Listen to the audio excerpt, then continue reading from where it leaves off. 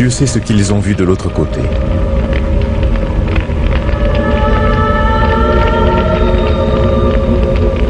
Ceux qui sont allés jusqu'au bord du précipice pour revenir ensuite décrivent leur peur, leur souffrance et des fleuves de feu.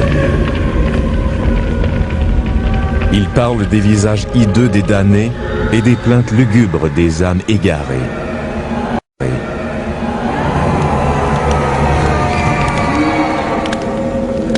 Charles McCaig est l'un de ces hommes.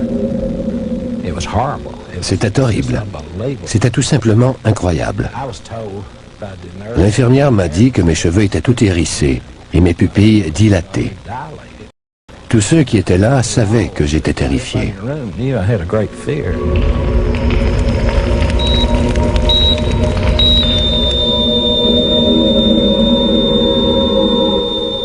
Les descriptions de McCaig et des autres rescapés ont permis au docteur Morris Rawlings, un éminent cardiologue et professeur de médecine à l'université Chattanooga, au Tennessee, d'écrire un livre. Même s'il ne croyait ni en Dieu ni au diable avant cette journée fatidique de janvier 77.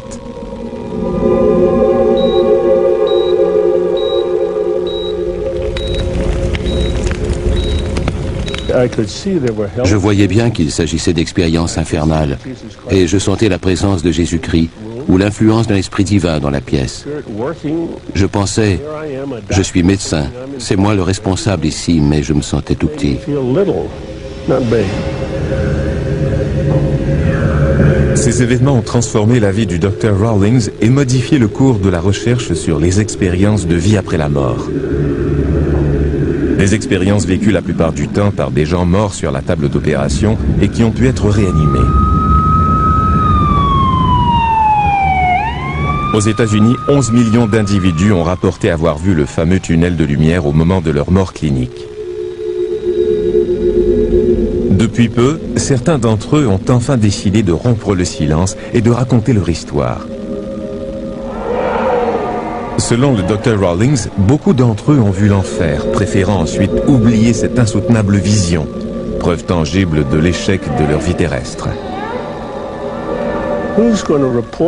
Qui va avouer qu'il a complètement raté sa vie? On n'en parle même pas à ses parents ou à sa famille. Quelques-uns en profitent pour réformer leur cœur. D'autres subliment cette expérience négative ou doivent l'enfouir dans leur mémoire pour arriver à la tolérer. Rawlings prend connaissance du phénomène le jour où Charles McCaig meurt plusieurs fois dans son bureau des suites d'une crise cardiaque. Il le voit et l'entend décrire l'enfer tandis qu'il se bat pour survivre. Il n'arrêtait pas de répéter « Je suis en enfer ». McCaig n'est pas la seule victime. Quand on leur demande des détails au sujet de leur mort clinique, d'autres rescapés décrivent des scènes macabres, hideuses, rappelant les images sataniques imaginées par les grands peintres de l'histoire. La vision des 4 fleuves de feu du Satan brossés par Giotto au XIVe siècle leur est commune, tout comme des descriptions semblables au Satan bestial de Francesco Traini. La plupart d'entre eux avaient l'impression de flotter au-dessus de scènes infernales où les flammes léchaient les corps nus des damnés, pressés l'un contre l'autre, comme dans une fresque de Signorelli. Les découvertes qui ont poussé le Dr Rawlings à écrire « To Hell and Back » sont étrangement reflétées dans le purgatoire de Bosch, peint au XVe siècle. On y retrouve le fameux tunnel de lumière blanche, mais on y voit aussi les esprits terrestres englués dans la pénombre, au milieu de nulle part. C'est l'odyssée de Charles McCaig qui amène finalement le Dr Rawlings à discerner le côté macabre de l'au-delà. En janvier 1977, souffrant de douleurs thoraciques, McCaig se présente à son centre de diagnostic. J'étais au centre de diagnostic parce que je croyais que j'avais fait une crise cardiaque au travail. Ils voulaient me faire passer une épreuve d'effort avant de me renvoyer chez moi. Pendant l'épreuve, j'ai regardé les signaux du moniteur et j'ai compris que ça n'allait pas. La ligne ne zigzaguait pas du tout, comme si mon cœur avait cessé de battre. C'est à ce moment-là que je suis tombé. Une des infirmières lui donnait de l'oxygène et une autre a commencé le bouche à bouche pendant que je lui faisais un massage cardiaque. L'équipe a réussi à le réanimer, mais son cœur avait cessé de battre pendant de longues minutes. La première fois qu'ils m'ont réanimé, j'étais absolument terrifié. J'avais vécu une expérience horrible, mais je n'y comprenais rien. Le docteur m'a demandé ce qui se passait et j'ai répondu « Je reviens de l'enfer ». Il criait « Docteur, n'arrêtez pas ». D'habitude, il crie plutôt « Lâchez-moi, vous me brisez les côtes ». Lui, il m'a dit « Chaque fois que vous arrêtez, je retourne en enfer ». Rawlings et son équipe sont impressionnés par la terrible frayeur de McCaig, une frayeur bien supérieure à celle de tout autre patient. Il se débattait. Il disait voir les feux de l'enfer, des démons, des êtres qui le pourchassaient.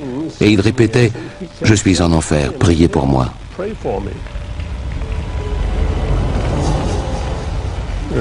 Je massais son cœur et en même temps j'ajustais le stimulateur. Dès que j'arrêtais, ses yeux se révulsaient, il devenait bleu et arrêtait de respirer. Le lendemain, Rawlings tente d'en savoir davantage, mais McCaig a tout oublié.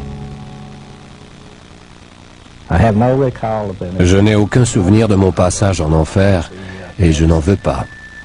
La dernière image que j'ai perçue était différente. J'ai vu ma mère qui est morte quand j'avais 10 ou 12 mois. Elle était avec ma belle-mère, morte depuis environ 10 ans. Je ne les ai pas entendus ou touchés, ou quoi que ce soit, mais elle me tendait la main, comme pour m'accueillir. Cette image semble avoir effacé tout souvenir de son passage en enfer. La raison pour laquelle très peu de patients réanimés in extremis racontent leur séjour en enfer est évidente, selon le Dr Rawlings. Qu'aviez-vous fait pour mériter l'enfer? Un homme, Ron Reagan, a raconté l'incroyable histoire de son voyage en enfer et a révélé pourquoi il méritait ce terrible sort.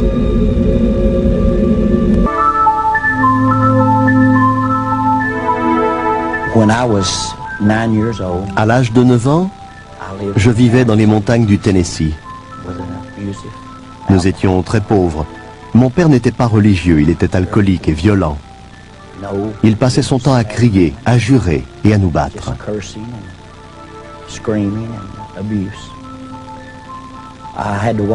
Pour aller à l'école, je devais attraper l'autobus scolaire qui passait à 5 km de chez nous. Un jour, une dame veuve m'a arrêté au passage et m'a dit « J'ai un cadeau pour toi ». C'était un petit agneau.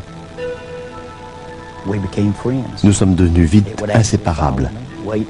Le matin, il marchait à mes côtés et l'après-midi, il m'attendait près de l'arrêt d'autobus. Jusqu'à ce qu'un jour, il manque à l'appel.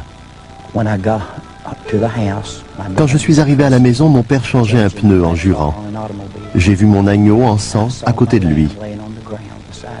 Il l'avait tué avec le cric. Il le lui avait plongé dans le corps. J'avais 9 ans. Je me suis mis à crier. Je me suis sauvé dans les collines en hurlant. Il a tué mon agneau. Et je me suis senti envahi par la haine et par la violence. Je ne comprenais plus rien à la vie. À l'âge de 12 ans, je faisais des fugues et j'avais un dossier aux services sociaux. À 15 ans, j'étais détenu pour homicide involontaire dans un centre d'éducation surveillée. J'avais volé une voiture et en fuyant la police, j'avais eu un accident. Il y a eu des morts. On m'a enfermé jusqu'à l'âge de 18 ans. Durant tout ce temps, j'étais habité par la haine, la colère et la violence.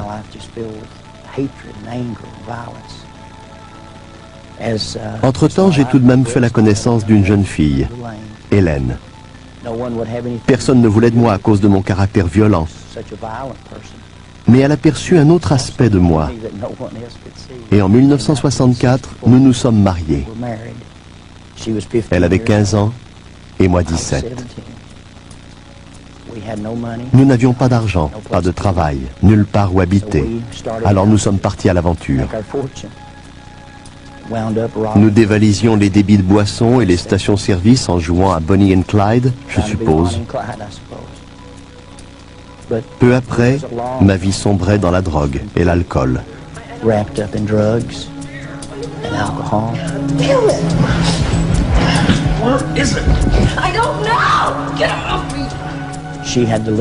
Elle m'a quitté à cause des sévices que je lui infligeais. Ça devait faire 8 ans que je traînais dans les rues d'Atlanta, en Géorgie. Je faisais partie d'un groupe de motards, les Iron Cross Bikers. Et je pensais que ce style de vie violent me convenait bien.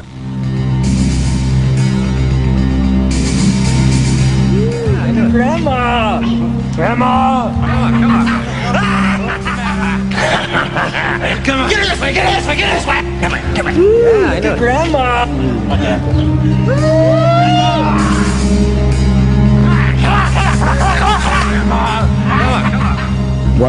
Un matin, je me suis réveillé dans la prison de Fulton Tower, à Atlanta.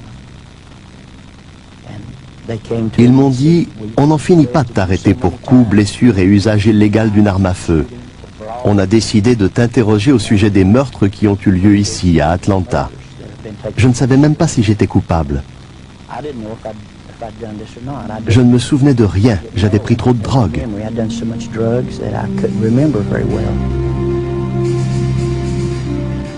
Le lendemain, tandis qu'on l'amène au tribunal, il s'enfuit par une porte dérobée et prend l'autobus jusqu'à Knoxville. Il se réfugie auprès de son ex-femme et de son fils de 6 ans. Quelques jours plus tard, bourré de drogue, il attaque un homme à la porte d'un magasin. Son fils est témoin de l'agression. J'ai senti la haine m'envahir et je l'ai frappé.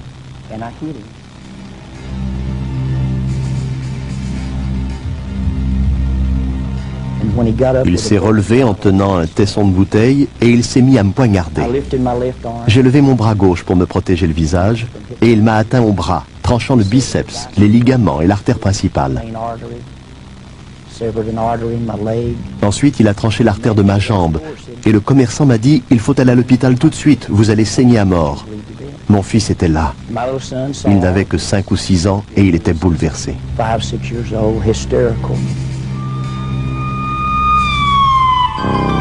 Quelques minutes plus tard, affalé au fond d'une ambulance, Reagan meurt et se retrouve aux portes de l'enfer. L'ambulancier m'a regardé et il m'a dit « Croyez-vous en Dieu ?» Je ne savais même pas de quoi il parlait. Sir, do you know the Lord? Jesus? I don't know any Jesus. Well, you better talk to him. He's in a serious condition. Damn you.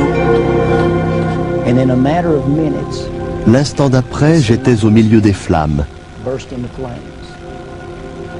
comme si l'ambulance avait soudainement explosé. And all around me, I could smell Je sentais l'odeur du feu, like an electric ou plutôt un mélange de soufre et de fumée. the smoke. I could hear screams. J'entendais des cris. And after a little while, it was like I was moving Au bout d'un moment, j'ai eu l'impression de survoler les flammes looking down.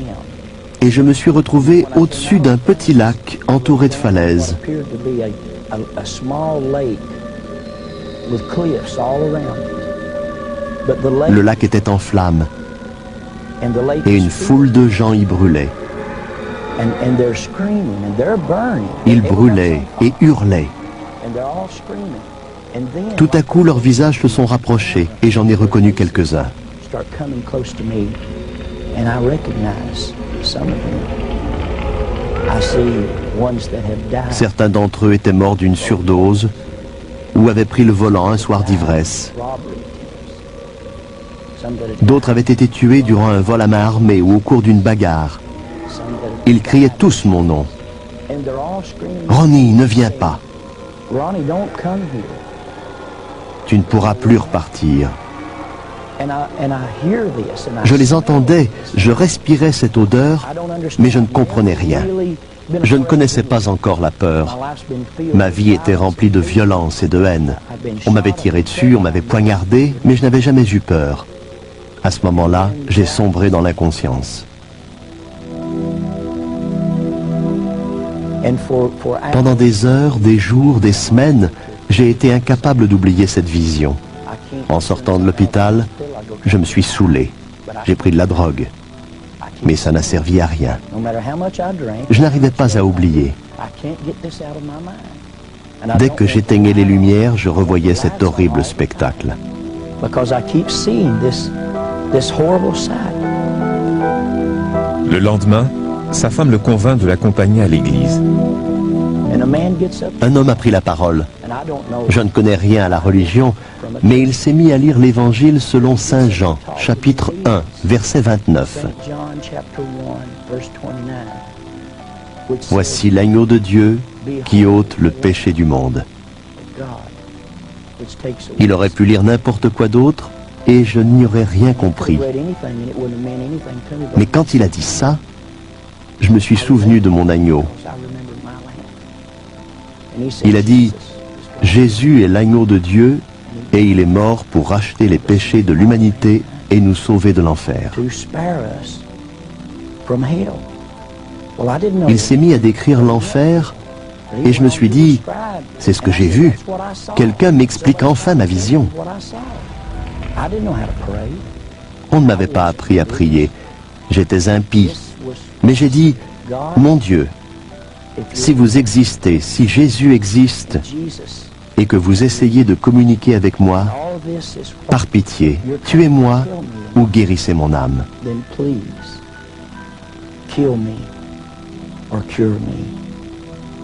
Je ne peux plus vivre comme ça. Je suis un père indigne et un mauvais mari. Je n'arrive même pas à garder un emploi. Par pitié, tuez-moi ou guérissez mon âme. Ce matin-là, j'ai pleuré. Une digue s'est rompue en moi, libérant dans un torrent de larmes toute la haine, la colère et la violence que j'avais emmagasinée depuis l'âge de 9 ans. J'ai aussitôt éprouvé le besoin de raconter mon histoire à tous ceux qui voudraient l'entendre. Ça fait 22 ans que je la raconte. Today, I'm still telling the story.